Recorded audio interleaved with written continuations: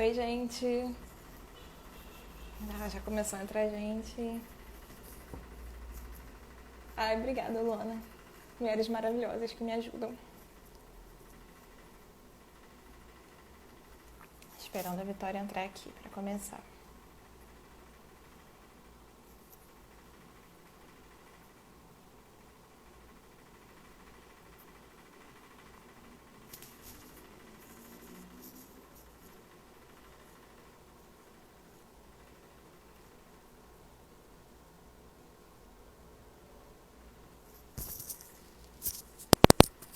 Vocês estão me ouvindo direitinho? A internet tá boa? Tá travando? O áudio tá bom?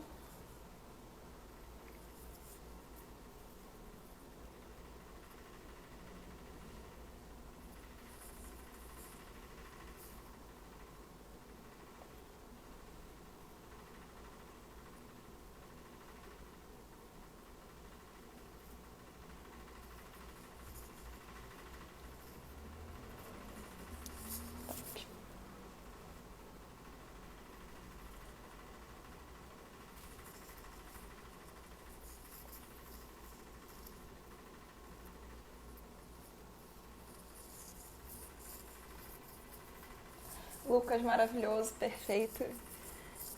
Ai, na moral, só administradores perfeitos. E a minha turma também, que me ajudou com as perguntas.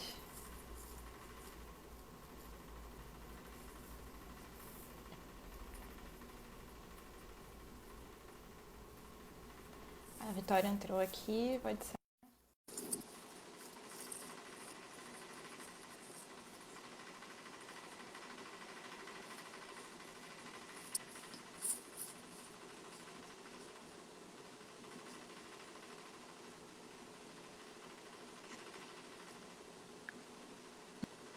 Oi, Boa Vitória. noite. Boa noite.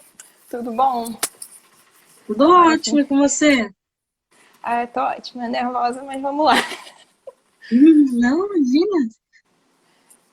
Então, eu não sei se eu espero um pouquinho mais a galera entrar, que a gente tá com 12 pessoas, ou se a gente já vai começando, porque a live tem aquele tempo de 1 hora certinho que ela fecha automaticamente. Então, talvez seja melhor a gente ir começando, até porque você tem compromisso depois, né? Sim, mas a gente pode ir conversando, sem problema. Depois vai ficar gravado, então a galera que perdeu o comecinho consegue se atualizar. Então, primeiramente, Uhum, boa noite, essa é a Vitória. E eu vou seguir uma dinâmica que a gente tem seguido nas últimas entrevistas. Eu vou começar pedindo para a uhum. própria Vitória se apresentar e ela responder a pergunta: quem é Vitória Regia? Hum. Ai, sempre. Boa pergunta quando a gente fala para o entrevistado se apresentar. É, Gente, boa noite. Então, meu nome é Vitória Régia da Silva. Eu sou nordestina de Alagoas, que cresceu em São Paulo e mora há 6 anos no Rio de Janeiro. Sou uma mulher negra, bissexual, jornalista e editora que encontrou na comunicação uma forma de poder construir um mundo que eu queria, um mundo que me incluísse e que incluísse as pessoas parecidas comigo. Acho que é isso, inicialmente. E aí dentro do jornalismo, né? Eu sou repórter da Gênero e Número há mais de 3 anos, que é uma revista, é uma organização de mídia e de pesquisa voltada a direitos das mulheres e o debate racial também, usando o jornalismo de dados. E sou editora da revista Capitolina, que é uma revista que existe há mais de 5 anos e que é uma revista voltada para jovens e adolescentes. E você já respondeu um pouquinho, mas agora você pode se aprofundar um pouquinho mais. E por que você escolheu o jornalismo como a sua carreira? Então, na verdade, eu sempre quis ser jornalista, né? Eu não lembro da minha vida de uma época em que eu não queria ser jornalista. Eu lembro que, como eu falei, eu sou de Alagoas, mas eu sou de uma família migrante que foi para o interior de São Paulo, que foi lá onde eu passei a maior parte da minha vida. E eu lembro, quando eu era muito pequena, eu venho de uma família que não tinha muito dinheiro, né? De uma família pobre, então a gente não tinha acesso ao jornalismo, por exemplo, impresso. diariamente, mas eu lembro que às vezes eu conseguia alguns jornais por outras pessoas e eu ficava lendo, sabe? Ficava meio que apaixonada por aquele universo sempre. E eu sempre tive uma relação desde pequena muito forte com a questão de direitos humanos, né?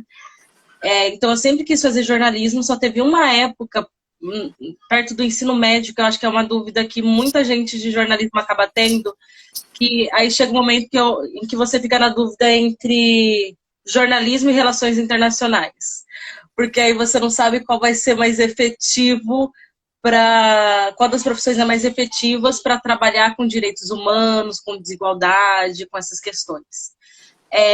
Então, para mim, sempre foi muito natural, assim. Mas eu acho que foi quando eu estava no ensino médio que eu tive a certeza que eu queria fazer jornalismo, por causa de um motivo especial. Porque quando eu estava no ensino médio, aconteceu o que a gente chama de Primavera Árabe, né?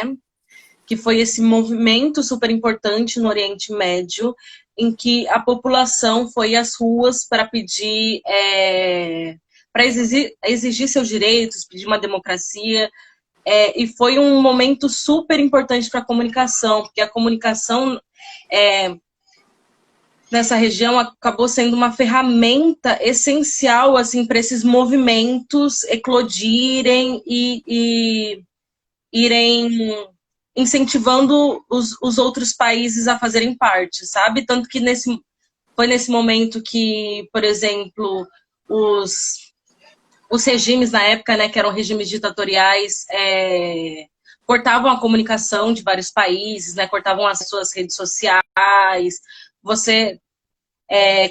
que acabava, os jornalistas e comunicadores acabavam passando também por um período de censura. Então isso me marcou muito, porque eu vi de maneira prática a comunicação sendo essa ferramenta efetiva para a mudança social. E aí nesse momento, aí eu acho que eu não tive mais dúvida do que eu queria fazer. Mas eu acho que inicialmente, como eu acompanhava muito esse movimento de fora e sempre tive essa vontade de trabalhar com direitos humanos, quando eu pensei em comunicação primeiro, eu pensava muito no âmbito de trabalhar fora do Brasil, sabe? Em trabalhar com esses lugares, como eu sempre gostei muito do Oriente Médio, por exemplo. Quando eu entrei na faculdade de comunicação da UFRJ, cheguei a fazer por 2 anos árabe, inclusive, porque eu tinha muito claro na minha cabeça que eu queria um dia ir lá, ir para o Oriente Médio e trabalhar nessa região falando sobre direitos humanos.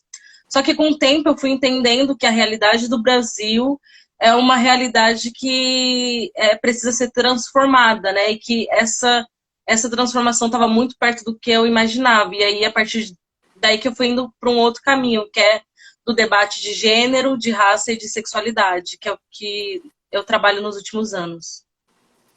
Você falou sobre essa dúvida que as pessoas tinham entre fazer jornalismo, você tinha entre fazer jornalismo e fazer relações internacionais, e eu vejo que na minha turma, e comecei o primeiro período em outra faculdade, e eu lembro que lá também as pessoas tinham uma dúvida entre jornalismo e história. Justamente nessa questão de eu quero ser um contador de histórias, eu quero entender o que a gente fez para chegar nesse ponto. E nesse sentido também você vai percebendo que, dependendo da área para que cada pessoa vai querendo seguir no jornalismo, ela fica nessa dúvida entre um curso que pode ter uma atuação semelhante. Muito interessante. E eu, inclusive, fiquei por muito tempo em dúvida entre jornalismo e história. E, enfim, você falou que é de Alagoas e morou em São Paulo e estuda no Rio de Janeiro. Em que momento você decidiu que queria estudar na UFRJ? Por que você decidiu vir para o Rio? E como foi esse processo? Uhum. Para mim é interessante, porque ao contrário do que muita gente pensa, a UFRJ nunca foi um sonho meu. Porque nunca foi colocado como uma possibilidade mesmo, sabe? De um lugar para estudar. Eu conhecia o referencial da UFRJ, porque quando eu comecei a ver mais coisas de comunicação, quando eu comecei a pesquisar, eu descobri, né, como a UFRJ, principalmente a Escola de Comunicação, era uma referência no país inteiro, né, de ensino. Eu sempre achei muito bacana, mas como eu vim do interior de São Paulo, eu acho que em São Paulo a gente tem uma particularidade muito interessante, que a gente acaba sendo muito voltado para os vestibulares do próprio estado, né? Então, se você é de São Paulo, desde criança você fica com o negócio da FUVEST, e aí se você não passa na USP, você não é bom o suficiente, sabe? A gente cresce com esses referenciais.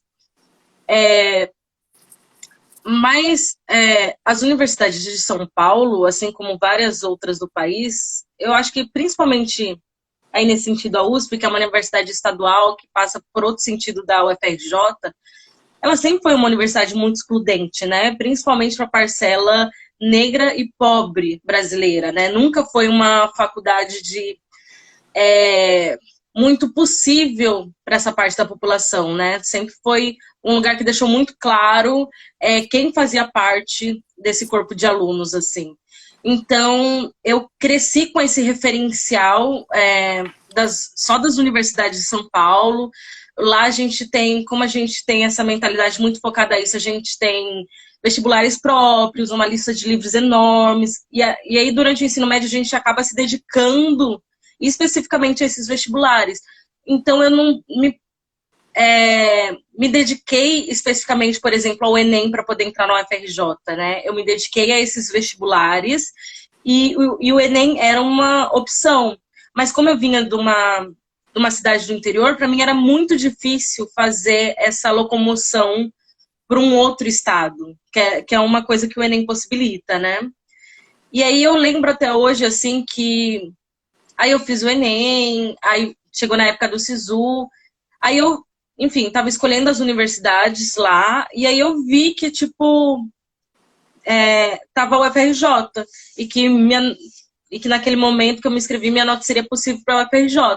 E aí eu coloquei o UFRJ, mas muito sem expectativas de que eu passaria no vestibular, até porque eu nunca tinha pisado no Rio, não conhecia ninguém que morava aqui, então eu sabia que seria muito difícil eu vir para cá. Mas eu lembro até hoje, quando eu recebi, né, quando saiu o resultado, e eu vi que eu passei na UFRJ. Tipo, foi assim, um dos momentos realmente mais felizes, assim, da minha vida. E a gente passar no vestibular tem muito esse momento, né? E principalmente, eu acho que quando você faz parte da primeira geração que entra na universidade, né? A primeira pessoa da família a entrar, esse momento não é só seu, ele é de toda a sua família, né? De todas essas pessoas. Então foi um momento muito importante para mim, mas foi um momento também muito louco, porque eu passei na UFRJ e aí na hora eu falei com a minha mãe é mãe solo, né, sempre foi. Falei, mãe, eu quero muito fazer essa faculdade, mas eu sei que vai ser muito difícil. Sei que a gente vai ser muito foda ter grana pra ir para um outro estado, eu ir sozinha. Mas aí minha mãe tomou uma decisão que eu não esperava naquele momento de se arriscar, assim, de depositar toda a fé dela, que é uma fé que ela sempre teve na educação em mim, e falar, não, a gente vai, você vai, e a gente dá um jeito. E, sei lá, em 10 dias, porque era perto, né, quando saía a inscrição, para quando tinha que vir para o Rio para fazer a inscrição, minha vida mudou completamente. Eu tive que arrumar todas as minhas coisas e vir para o Rio sozinha, assim, sabe? Então foi foi muito inesperado, assim. E como eu falei, o UFRJ nunca foi um lugar que eu achava possível para mim, por conta de todas essas dificuldades. Mas eu fico muito feliz de eu ter escolhido essa faculdade, de eu ter feito essa faculdade, sabe? E aí foi esse voto de confiança da família inteira e de esforço da família inteira para que fosse possível que eu estudasse na UFRJ e me mudasse para o Rio. E eu tô aqui, né, me formei e tô aqui já faz 6 anos. Então, fico feliz que tenha dado tudo certo. Sim, que bom. E a sua família inteira, ela te apoiou na decisão do curso de jornalismo em si? Ou alguém queria que você seguisse outra área? Ou eles já estavam tão fascinados com a ideia da universidade que já te apoiaram completamente nessa jornada? Minha família nunca interferiu muito na minha escolha de carreira, assim. Eu sei que, para minha mãe, por exemplo, né, que é a pessoa da minha família mais próxima, nunca foi um problema eu gostar de jornalismo. Não era necessariamente o que ela escolheria para mim, mas no sentido de estabilidade financeira, né? Que é isso, como eu venho de uma família pobre, o importante, além de acessar o ensino superior e ter acesso à educação, é você ter estabilidade financeira. Então, e eu acho que muitos jovens se identificam com isso, né? De crescer com a mãe falando para fazer, por exemplo, concurso público, para fazer direito, porque essa ideia de profissões que dão mais estabilidade, sabe? Mas minha mãe nunca foi contra o jornalismo, assim, eu sei que ela sempre teve muito orgulho, assim, por mais que não fosse muito claro, eu acredito, para minha família, o que o jornalista faz quando ele não trabalha, por exemplo, nas grandes emissoras. Tipo, eles têm o referencial do jornalista como jornalista da Globo, do SBT, da Band, mas fora isso, não há muito conhecimento do que é comunicação de forma geral, sabe? Então, eu acho que quando eu passei tinha um pouco desse desconhecimento, sim, sobre a profissão. Que Sim, hoje eu sim. acho que tá um pouco mais fácil. Sim, eu entendo. A minha mãe, ela foi a primeira pessoa da família a também pisar numa universidade, mas ela foi obrigada a abandonar a carreira cedo por causa de um problema de saúde. Então, ela também projetou em mim todas as expectativas. E aí, quando eu falei que eu queria fazer jornalismo, foi lá aquela decepção de, pô, jornalismo. Aí ela começou a pesquisar média salarial de jornalismo, de jornalista. Ela ficou, poxa, Aí não para é que não legal, não. fazer, para que não fazer alguma coisa que porque não tinha nenhum empresário, não tinha médico, nada na minha família. Então a única maneira seria acessando uma graduação, uma universidade e bateu aquela decepção. Mas felizmente atualmente ela me apoia e ela dá toda Uhum. a força. E dentro da Escola de Comunicação da UFRJ, como foram seus anos lá e quais portas você sente que ela te abriu e as dificuldades que você enfrentou lá dentro? Sim. Eu sinto que eu acho que talvez por toda essa minha trajetória para chegar na universidade, né, passando por todas essas dificuldades, eu sinto que os anos em que eu estive na UFRJ eu aproveitei muito, assim. Eu fiz praticamente tudo nesses anos na UFRJ. Eu sempre precisei trabalhar, né? Sempre precisei trabalhar e fazer estágio, então isso eu sempre fazia, além da graduação, mas eu fui do centro acadêmico, por exemplo, da ECO, né? Por muitos anos. Teve um período da ECO, inclusive, que vocês não pegaram esse momento, mas que o centro acadêmico era basicamente eu e um amigo meu, que era o Vitor, que também fazia jornalismo. E a gente era responsável pelos 1.500 alunos da faculdade de comunicação. Foi um momento muito louco. Porque eu sempre fazia muitas coisas ao mesmo tempo. Eu estagiava, eu era do CAECO, eu era coordenadora, uma das coordenadoras regionais do estado do Rio para a executiva de comunicação, porque como eu sempre tive esse entendimento da importância da comunicação, ter como base os direitos humanos e da democratização da comunicação, para mim, desde que, principalmente ali do terceiro para o quarto período, eu comecei muito a investir em estar nesses espaços de construção coletiva, sabe? Então, eu estava no centro acadêmico, estava dentro da executiva de comunicação, que é quem organiza os encontros nacionais, né? Eu fui para 2 encontros nacionais de comunicação com jovens comunicadores do Brasil inteiro, em Salvador, em Fortaleza. Durante o período da minha graduação, eu também fiz iniciação científica, porque eu sempre gostei muito de pesquisa, sempre achei importante a gente reivindicar esse lugar da pesquisa para falar sobre nossas vivências, os nossos corpos e a nossa comunicação também, né, que sempre foi muito excludente de vários corpos e pessoas, de vários grupos, né, principalmente ali pessoas negras, indígenas e LGBTs. E também durante o meu período na UFRJ, que eu acho que esse é um acúmulo muito importante do ensino superior, é o que você aprende na faculdade para além da sala de aula, né? Porque como a universidade, ela te coloca ali no meio de milhares de pessoas diferentes de você, com outras vivências, com outras demandas, e isso pode ser muito interessante se você souber aproveitar esse período, né? Porque é um período que você vai fazer conexões e vai conhecer universos que em outros momentos da vida você não vai ter mais isso. Então, eu lembro que durante o período que eu estava estudando também na ECO, a gente não tinha ainda organizado coletivos, por exemplo. E aí, nesse período, a gente organizou o coletivo das minas da ECO, né, de mulheres da ECO, o Bafros, que é o coletivo negro, e o Comunicar e Colorir, que foi até criado por esse amigo meu, que fazia parte do CAECO comigo, que é o coletivo de pessoas LGBTs. Então, para mim, foi muito importante estar em todos esses espaços, discutindo que comunicação eu acreditava, com que pessoas eu queria me comunicar, sabe? E aí, por isso que eu sinto que eu consegui aproveitar bastante da faculdade. Porque eu estava fazendo tudo isso ao mesmo tempo, enquanto eu estava fazendo graduação e estava também no mercado de trabalho, né? Eu nunca deixei de trabalhar durante a graduação. Então, para mim, sempre foi muito importante estar nesses espaços. E eu fico muito feliz com o meu tempo na universidade, assim. Porque a gente... É um tempo que a gente realmente precisa aproveitar, sabe? Porque depois que passa, a sensação de você se formar é muito boa. Mas aí a sua vida vira outra coisa, né? As demandas, a sua responsabilidade vira outra coisa. Então, eu acho muito importante quem está começando na faculdade agora ou está no meio da faculdade aproveitar realmente esse momento para fazer projetos.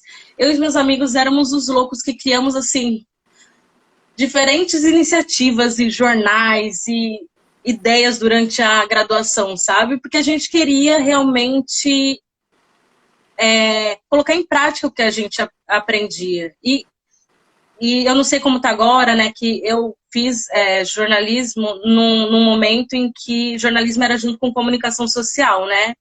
Que vocês não têm mais isso, né? Vocês já entram direto para jornalismo. Eu sou da segunda turma que entrou direto em jornalismo. Você Ah, parou legal. agora. Sim. Mas quando eu fazia jornalismo, eu sentia muita falta de colocar em prática aquilo que eu aprendia, sabe? Então, eu e meus amigos tentávamos ao máximo criar alternativas para colocar isso em prática, para que isso não ficasse só na sala de aula, porque jornalismo não está no ambiente universitário, né? Então, para mim, foi sempre importante estar nesses lugares. Sim. E nesse período houve matérias, professores que foram muito marcantes, além de colegas e projetos?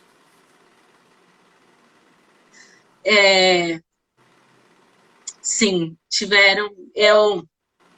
E aí entra uma outra questão que eu sempre fui muito crítica dentro do jornalismo da comunicação, que é, como eu falei, essa ausência de certas vozes e de certas representações dentro do jornalismo, né? Durante a minha faculdade, eu tive essas matérias técnicas, mas eu tive poucas matérias para o que eu esperava, para a minha expectativa, por exemplo, que trabalhassem com direitos humanos, que era o que eu queria fazer. Quando eu fiz faculdade, a gente não tinha nenhuma matéria sobre isso. A gente não tinha muitas matérias sobre gênero, sobre questão racial, principalmente na grade fixa, né? Isso dependia se a gente tivesse algum professor que estava, sei lá, fazendo doutorado, ou que fosse orientando de algum professor da faculdade, que ele quisesse trazer uma matéria dessas para o curso de jornalismo, só que essa matéria acabava sendo muito única, assim, né? O professor dava aquele período e aí não dava mais. Então, tem algumas dessas matérias que ocorreram assim, tipo, dadas por mestrandos, por doutorandos, que foram dadas uma vez, que eu me lembro muito. Teve uma professora que me marcou muito a minha trajetória dentro da ECO, que foi a Fernanda, que hoje em dia ela é editora da Piauí, né? Ela não é mais professora da ECO, e ela é editora da Piauí. Ela é uma professora fantástica. Eu tive aula de jornalismo político com ela. E foi assim, a partir da aula dela que eu entendi o meu potencial de trabalhar especificamente com essa área, né? Eu trabalho com gênero, raça e sexualidade, mas eu trabalho muito com política, porque isso envolve muito política, né? Então, foi uma matéria muito importante. A partir da aula dela, por exemplo, depois ela deu uma aula técnica para gente, que estava na grade fixa, que ela propôs que a gente fizesse manuais de redação, por exemplo, que o meu grupo fez um manual de comunicação para LGBTs que eu tenho até hoje, sabe? E que, tipo, é fantástico. Teve uma outra professora que foi uma das minhas orientadoras, além da Cristiane, né? Cristiane foi uma ótima professora também na comunicação, principalmente olhando para a questão de gênero, né? Que é uma área que ela trabalha bem forte. E a Cristiane foi a minha orientadora junto com a Sil Bahia. A Sil Bahia, que é a diretora do Olabi do Preta Lab, que é uma iniciativa para trazer mais mulheres negras para a tecnologia, ela deu uma aula sobre narrativas negras. Foi uma aula que a gente leu, assim, Djamila, leu vários autores e autoras negras que foram essenciais para que depois, por exemplo, eu fizesse meu TCC, para que eu tivesse referenciais importantes fora da universidade, sabe? Eu tive também uma aula de comunicação e a questão racial, que foi super importante. Então, eu me lembro principalmente dessas 3 aulas, assim, porque foram aulas que ajudaram a me formar muito dentro da escola de comunicação e a construir a comunicação que eu faço hoje, sabe? Então, eu acho que são aulas super importantes e que eu espero que tenham cada vez mais, assim, né? Porque é isso, os nossos corpos, esses grupos estão lá na universidade.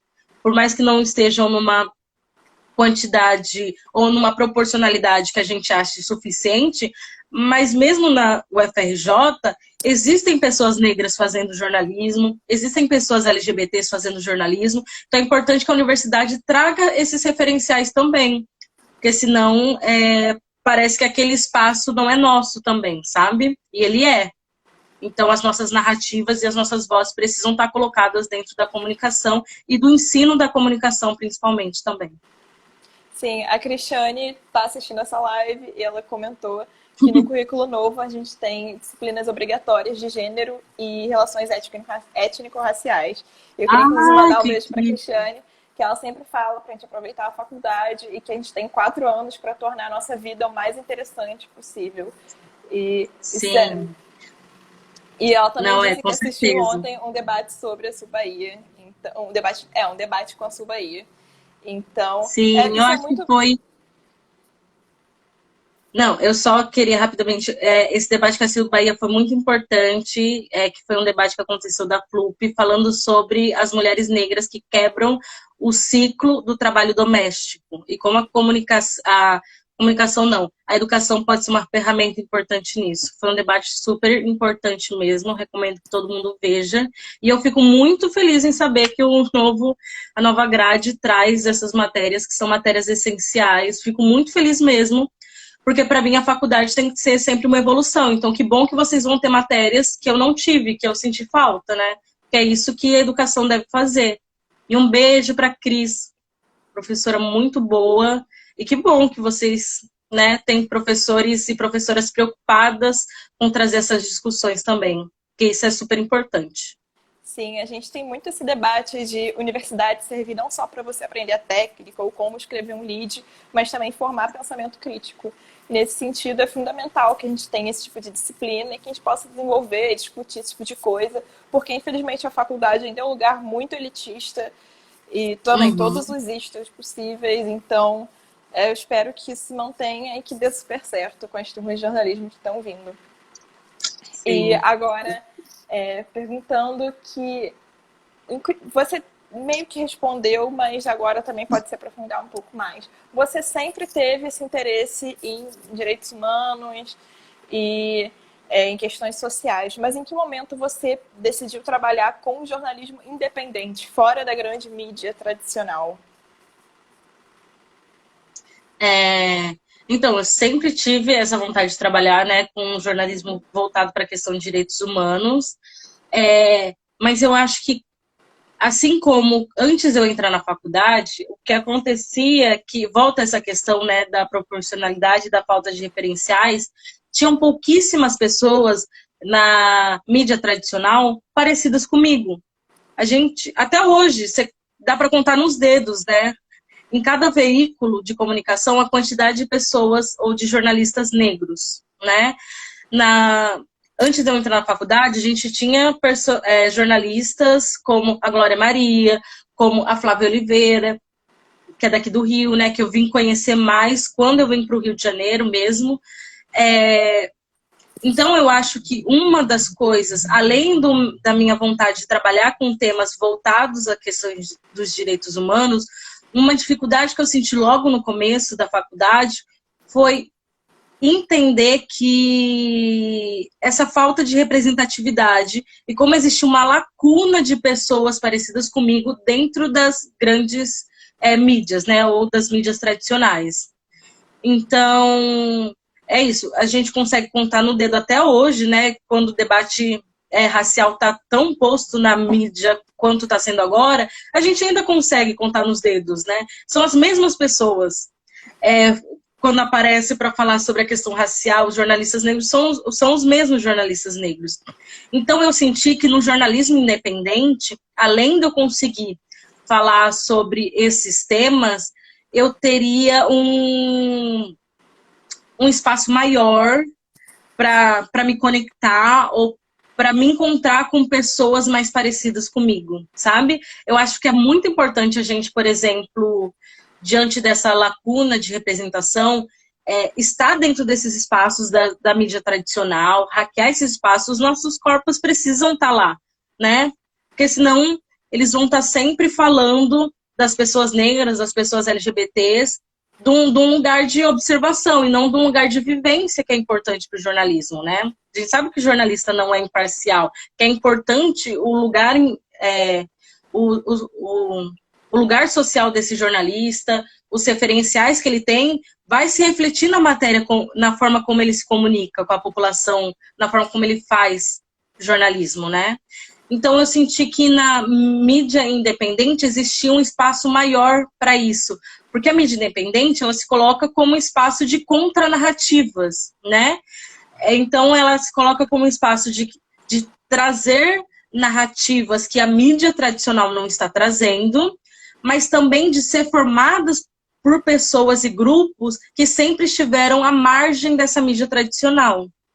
Claro que nem toda mídia independente, eu acho que isso é super importante, e eu estava até falando recentemente sobre isso, nem toda mídia independente vai ser uma mídia diversa ou vai ser uma mídia inclusiva.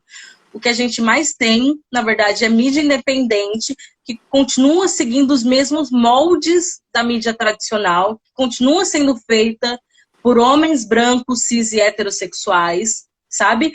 Que a única diferença é que, no caso, muita gente saiu da mídia tradicional e foi criar mídia independente. Então, na mídia independente, a gente ainda vê muito dos mesmos rostos, das mesmas pessoas que há tempos atrás estavam fazendo a mídia tradicional, sabe? E para mim, mídia independente é muito mais do que isso. Se você está propondo uma contranarrativa, ela tem que ser uma contranarrativa que vai para além do discurso. Não é porque você é uma mídia independente que você só pode... aí você vai trazer a questão do debate racial, por exemplo, é isso. Não. No seu quadro de funcionários, no seu quadro de jornalistas, essas contranarrativas têm que se refletir também. E eu acho que isso é um pouco do lugar que a gente está caminhando na mídia independente hoje, mas é um lugar que ainda precisa de muito trabalho, assim, não está no lugar ideal. Sim, até porque muita gente atualmente continua consumindo só os mesmos veículos de décadas atrás e não sai dessa bolha dos veículos de comunicação tradicionais. E eu queria saber, nesse sentido, como você acha que a mídia independente pode se tornar mais popular e adquirir mais credibilidade? Porque a mídia independente vem justamente teoricamente, viria dessas vozes que não, Uhum. que não estão tão presentes assim nos veículos tradicionais. Então, eu queria saber a sua opinião. Sim. Então, eu acho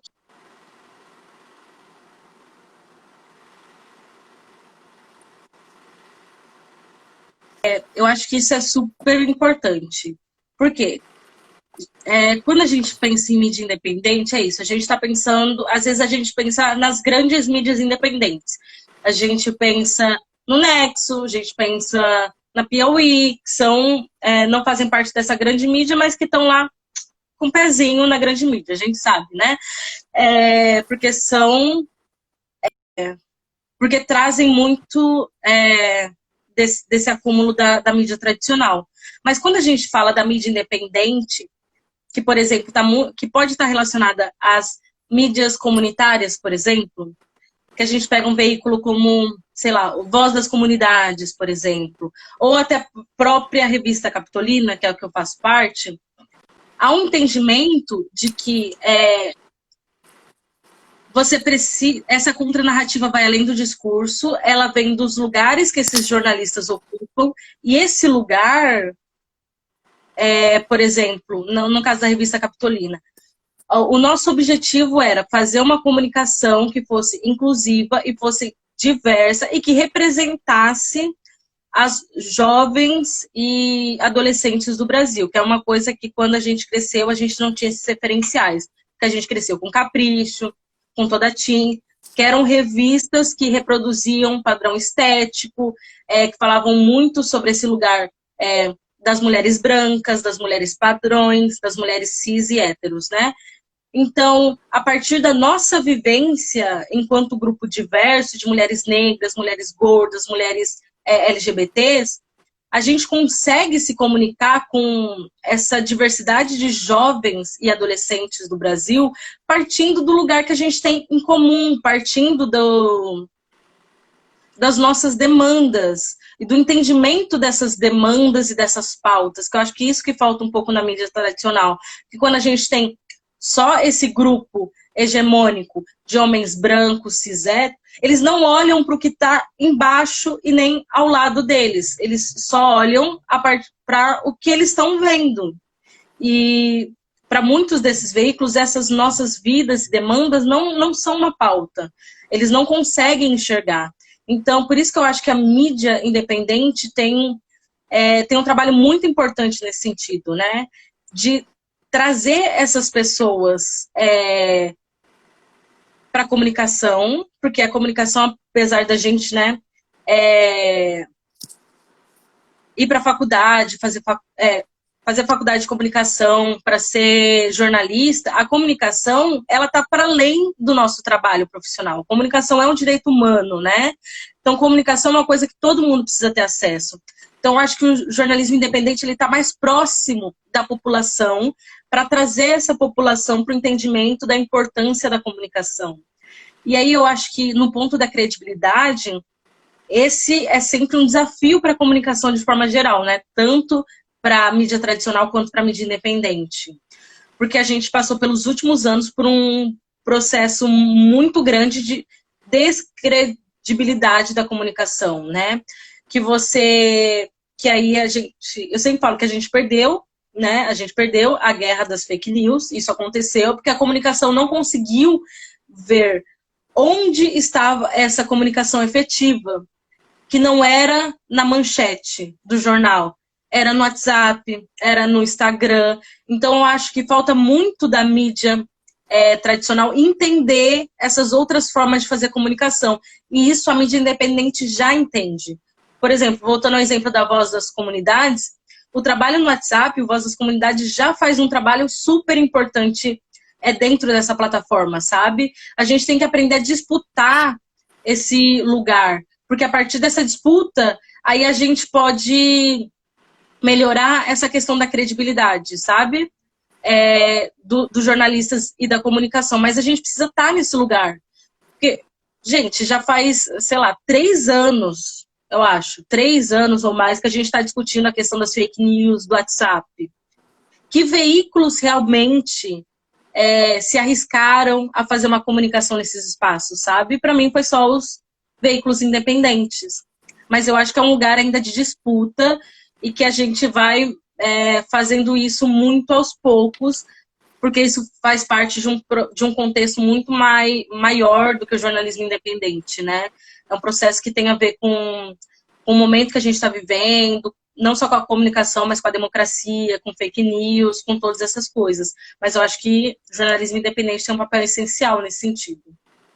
Sim, o que você disse é muito interessante, porque eu lembro de quando eu estava em época de vestibular, pesquisando sobre universidades e sobre jornalismo, e uma crítica comum de muita gente era que as faculdades de jornalismo pareciam desatualizadas. Elas ainda preparavam você para um mercado que não existia mais.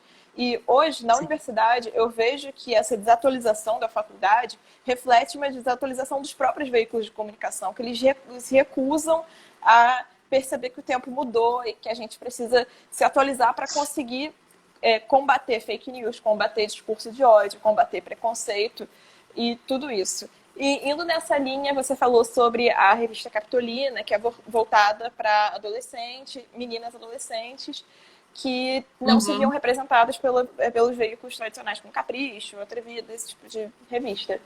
E a minha pergunta é um pouco mais pessoal. A sua vontade de trazer essa abordagem mais desconstruída e mais diversa vem da sua adolescência? Desde aquela época você já tinha essa vontade de falar sobre coisas que você não lia nesses lugares e por não se sentir representada? Porque eu lembro que a Liane, de 12 anos, queria muito ter lido aquilo, tudo teria sido tão mais fácil na minha vida se eu tivesse uma revista assim para eu poder ler.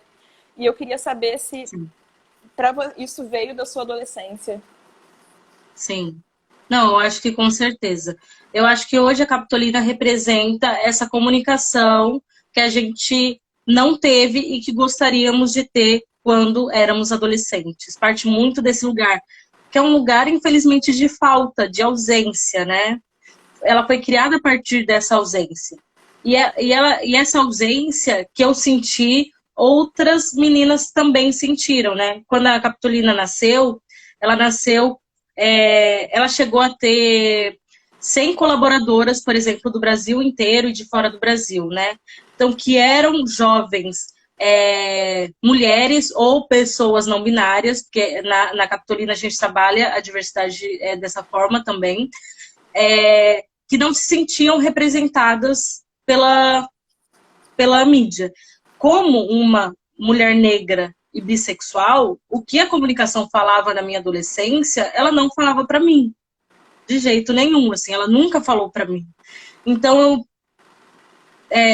apesar de sempre gostar muito de jornalismo, eu sempre entendi a comunicação também como esse lugar desse lugar de ausência, que a comunicação não fazia parte da minha adolescência tão forte assim, não era tão forte quanto eu gostaria que fosse, se ela tivesse mais conectada às minhas demandas e às demandas da sociedade brasileira no geral, né? Porque a comunicação, ela não precisa, claro, eu não estou falando aqui para a gente ficar, que a comunicação ela não precisa ser específica para cada indivíduo, mas eu estou falando a questão de gênero, racial e de diversidade sexual, elas são questões da sociedade brasileira, né?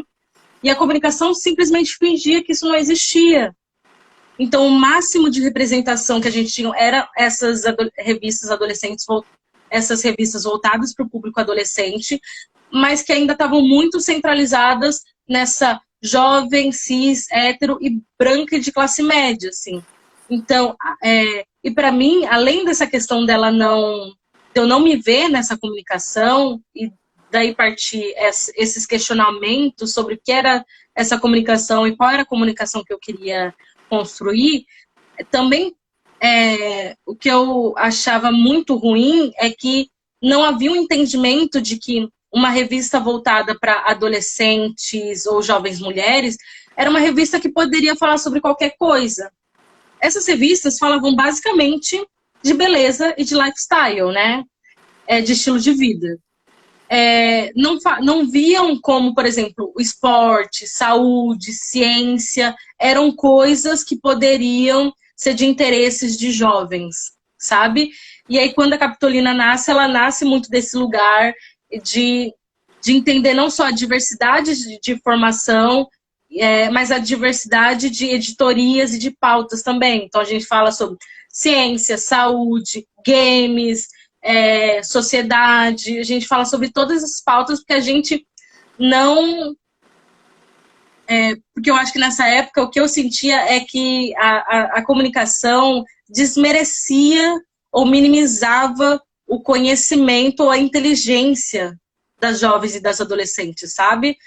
Porque parecia que colocava esses assuntos num lugar de que não é para você, você não vai entender, então se atém aqui em beleza, em descubra como pegar o carinha que você gosta. Era essa comunicação que eu cresci tendo, né? Então eu acho importante a gente construir essa comunicação diferente, que partam desses diferentes referenciais e que não faça isso com nenhum grupo.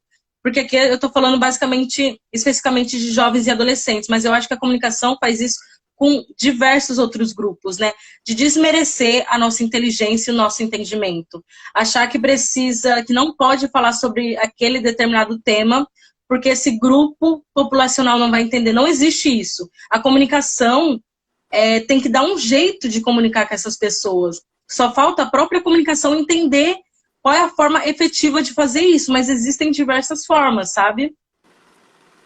Sim, perfeito. Eu não tenho nem o que comentar, porque você falou tudo que tava, parecia que eu fosse adivinhando o que eu ia pensando da minha cabeça. Perfeito. E você também aborda as questões de gênero na revista Gênero e Número. Só que lá você trabalha Uhum. com jornalismo de dados e estatísticas e essa linha de jornalismo. E eu queria saber como você, sendo jornalista, além de jornalista, uma mulher negra LGBT, consegue lidar com a própria saúde mental, tendo que lidar com esses assuntos, não na sua vida, não só na sua vida pessoal, como também no trabalho. Porque eu vejo que às vezes a gente Uhum. acaba querendo se alienar e a gente se aliena para acabar relaxando um pouco a cabeça, mas no seu caso aparentemente não dá, porque no trabalho você vê esse Não. tipo de coisa, você vê esse tipo de coisa na vida pessoal. Então, como você lida com a sua saúde mental? Eu acho que para quem quer se alienar, jornalismo definitivamente não é o lugar. Porque é impossível. Quem é jornalista, a gente querendo ou não, a gente acaba. A gente respira jornalismo, né? Quando a gente não está trabalhando, a gente precisa estar por dentro do que está acontecendo, tá vendo notícia, tá vendo muita coisa negativa, às vezes ruim, mas porque a gente precisa entender o que está acontecendo na sociedade nesse momento. E eu acho que nos últimos anos tem ficado cada vez mais difícil, né? Nesse sentido, porque cada vez mais as notícias são mais negativas, os temas são mais difíceis. E para mim é muito difícil. Eu acho que a solução de cuidar da saúde mental nesse período é fazer terapia. É isso que eu faço. Porque não tem. É muito pesado. É muito pesado. Quando você trabalha especificamente com esses temas, que são temas que podem se conectar com a sua vida pessoal, né, com coisas que você passou, mas que, quando a gente fala especificamente de gênero, raça e sexualidade, por mais que a gente tenha esse olhar sobre direitos, a gente trabalha muito sobre desigualdade, sobre violência. Eu trabalho muito cobrindo a questão de violência, porque, né, a violência é um fator importante de desigualdade para esses grupos, né? É um fator marcante na vida desses grupos. Então, né, em muitos momentos não é fácil. É muito difícil, às vezes eu lembro uma matéria que eu tenho, duas matérias que eu fiz especificamente, que eu lembro que foram muito difíceis para mim. Foi uma sobre violência contra a população trans, que a gente fez um levantamento lá na Gênero e Número, que mostrava que a cada dia 10 pessoas trans são agredidas por dia no Brasil. E aí a gente tinha esse levantamento, esse trabalho todo com dados, super importante, inédito. Só que aí o jornalismo de dados, ele não se encerra nos dados, né? A gente usa os dados, mas a gente trabalha com contexto e com as histórias para poder formar esse quadro, esse quadro geral, né? Para que as pessoas consigam ver por que é importante debater aquele tema. E eu lembro de uma entrevista que eu fiz para essa matéria, que foi para eu conversei com uma travesti que foi agredida em Niterói, que foi agredida, se eu não me engano, por 8 ou 10 pessoas. Assim, no meio da cantareira, né? Assim, a custo de nada, ela foi agredida, aí por esse grupo enorme de pessoas. Depois, quando ela foi buscar a polícia, ela passa por outra violência, né? Porque a polícia brasileira não sabe lidar com a população LGBT. Então, foi um relato que para mim foi tão forte, sabe? Foi tão desumano o que ela tinha passado, que eu fiquei várias semanas pensando sobre esse relato, sabe? Porque eu acho que aí entra uma questão que às vezes a gente não para pensar dessas dificuldades de falar sobre, enquanto jornalistas, em falar com pessoas que passaram por situações de violência, pessoas que estão passando por situação de luto, por exemplo. No caso, como que você vai entrevistar uma mãe preta, por exemplo, do Rio de Janeiro, que acabou de perder seu filho? Você tem que ter um cuidado muito grande, que às vezes que nem sempre é ensinado na faculdade, né? Como que a gente tem essa empatia, como que a gente aborda essa pessoa, como que isso vai ressoar pra gente, porque isso tem impacto. Os jornalistas somos seres humanos. E se você, quanto mais você se assemelha daquele grupo que sofreu aquela violência, mais isso pode impactar na sua vida, sabe? Depois eu fiz uma outra matéria que foi muito difícil para mim, que foi sobre violência sexual contra mulheres lésbicas, que é um dado também que no Brasil, a cada seis mulheres lésbicas são agredidas por dia no Brasil, sofrem violência sexual no Brasil. E aí eu tive que apurar essa matéria, ouvir várias histórias de violência sexual também, e foi muito difícil mesmo. Porque essas pessoas passam por essas situações, você enquanto jornalista está lá ouvindo, mas a gente tem o nosso trabalho, por mais que a gente tenha empatia ou entenda o lugar daquela pessoa, já passou pela mesma situação daquela pessoa, o jornalista, ele termina a entrevista, ele vai viver, a gente vai viver a nossa vida, né? A pessoa fica lá com aquela dor, ela muitas vezes, quando ela vai contar pra gente, ela tem que reviver toda aquela dor, então é um processo muito delicado, que eu acho que falta muito cuidado do jornalismo nesse sentido, sabe? Entender como a gente trabalha com essas histórias, porque essas histórias são importantes de serem contadas, né? Essa violência é real, ela acontece, é a nossa função enquanto jornalista contar essas histórias.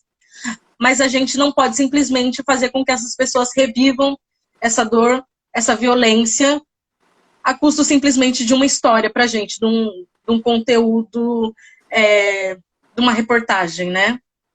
Então, eu acho que é importante a gente ter essa empatia, esse cuidado, saber se comunicar bem com essas pessoas. Mas a gente sempre fica... Eu sempre penso sobre isso, sobre essa dualidade, sobre o papel do jornalista nesse sentido, sabe? Porque é um lugar muito difícil de estar, assim, realmente. E no meu caso, juro, que é muita terapia mesmo, assim. Porque senão a gente acaba acumulando todas essas histórias, toda essa violência, né? E eu trabalho cotidianamente vendo desigualdade.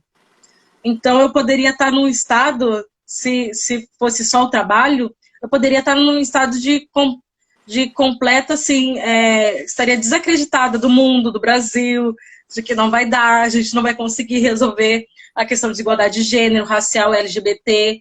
Então, eu acho esse trabalho muito importante, mas é isso, a gente tem que ter cuidado a falar com os nossos entrevistados e nos cuidar também. Eu acho que é importante que a gente entenda que a gente precisa se cuidar para poder contar essas histórias da melhor forma sem que isso nos adoeça, sabe? Porque para mim isso é muito fácil de acontecer, assim, nesse sentido. Sim, sim. Você tocou num ponto muito importante, que é na desesperança em relação ao futuro.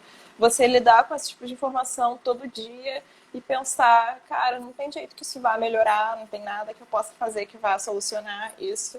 E aí eu gostaria de saber, também com um tempinho curto, porque a live acaba em 6 minutos, Oh, meu você Deus. também contribuiu com a revista Híbrida e lá lidou com questões de LGBT. E no contexto político atual, a gente vê que parece que as pessoas estão tomando passe livre para falar, para serem homofóbicas, LGBTfóbicas em geral, sem medo. Uhum. E Sim, inventaram o termo ideologia de gênero para tentar demonizar e criticar tudo que o movimento LGBT tenta alcançar. E nesse sentido, qual você acha que é o papel do jornalista? No sentido de que você acha que o jornalismo consegue desconstruir a cabeça das pessoas aos poucos? Será que ser didático é suficiente para você conseguir combater esse tipo de preconceito?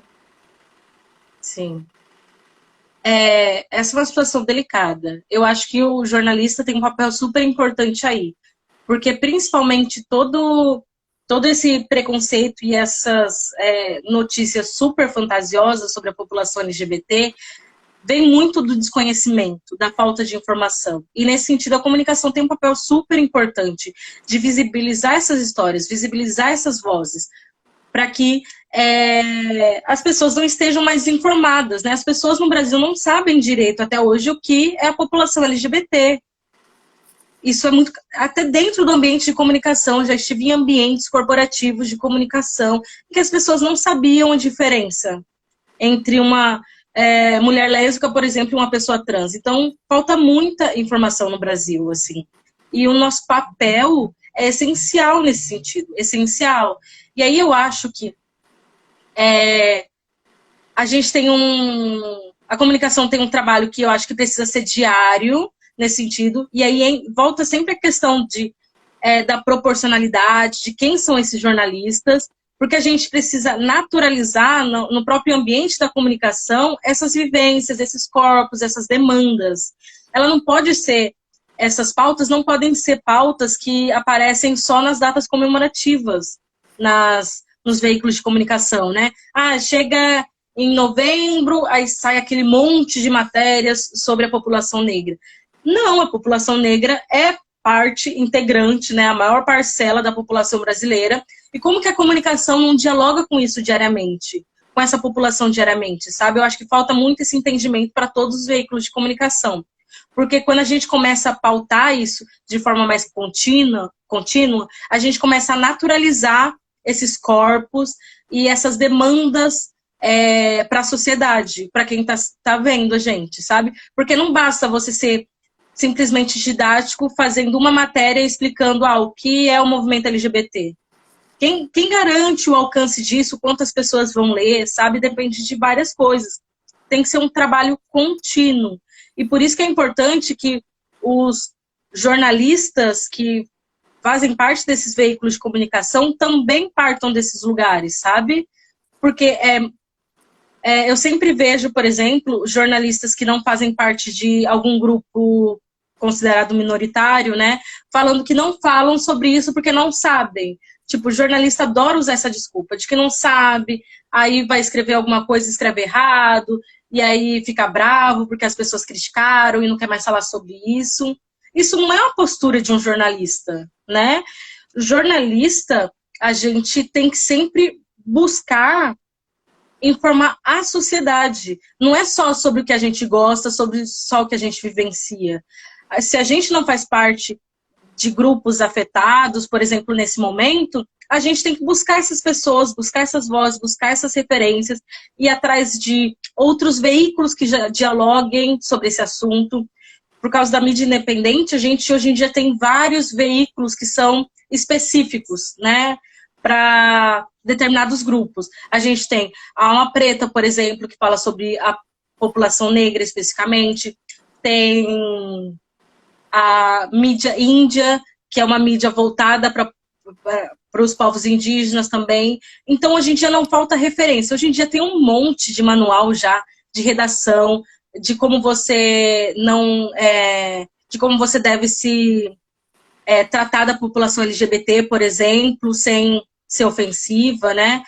Porque hoje em dia, nos grandes jornais, por exemplo, uma coisa que eu fico chocada, que eu ainda vejo muito presente, é umas coisas básicas de comunicação que os jornalistas não sabem. Os jornalistas usam opção sexual, os jornalistas colocam o nome de registro de pessoas trans, tipo umas coisas que, assim, são meio básicas para o jornalismo que respeita os direitos humanos, né? E, Mas Vitória, isso ainda não acontece. desculpa te cortar. A gente pode partir para outra live só para finalizar e para Claro, terminar, pode porque eu sei sim, que você pode também sim. tem compromisso. Então, gente, a live vai acabar agora. E atualizem aí que vai aparecer a live nova. Beijo.